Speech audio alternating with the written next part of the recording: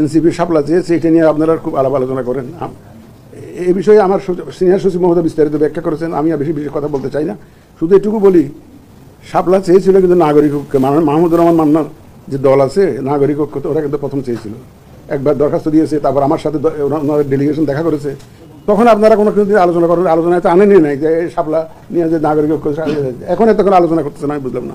হুঁশিয়ারি দিয়েছেন আর কি, কমিশনকে বলেছেন যে কমিশন কিভাবে নির্বাচন করেন, শাপলা যদি না দেন, শাপলা কিংবা সাদা শাপলা, লাল শাপলা, যে কোনো শাপলাই চাই, নির্বাচন কিভাবে করবেন? গণতন্ত্র ইস্যুর জন্য থ্রেট মনে করেন কিনা আপনি?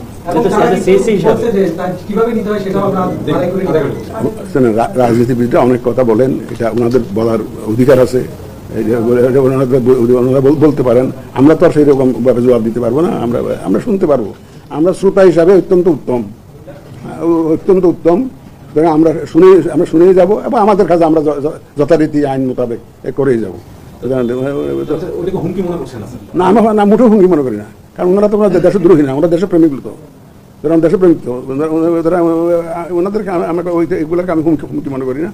ওনারাও দেশপ্রেমিক, ওনারাও দেশের মঙ্গল চান, দেশের ভালো চান, এবং যে ধরনের কর্মকাণ্ড করলে দেশের মঙ্গল হবে সেটা অন্যরাও বুঝেন।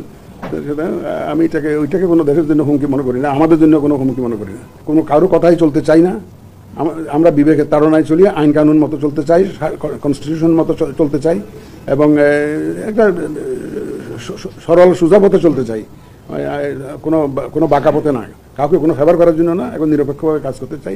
এই জিনিসটা আপনারা, আমাদের বক্তব্যটা আপনারা সবার কাছে এটা তুলে ধরবেন। ভোট তো আমাদের আরপিইউতে যা আছে সেই পদ্ধতিতে, পিআরটা তো আরপিইউতে তো নাই, আমার সামনে তো আরপিইউ, আমি তো আমাকে যদি আরপিইউটা বদলাইয়া যদি এটা অন্য একটা দিয়ে দেয় তাহলে এটা আইন না বদলাইলে তো পারি না। আমার সামনে তো আরপিইউ আছে, আরপিইউটা তো যে আপনারা জানেন কিভাবে ভোট কালেক্ট করতে হয়।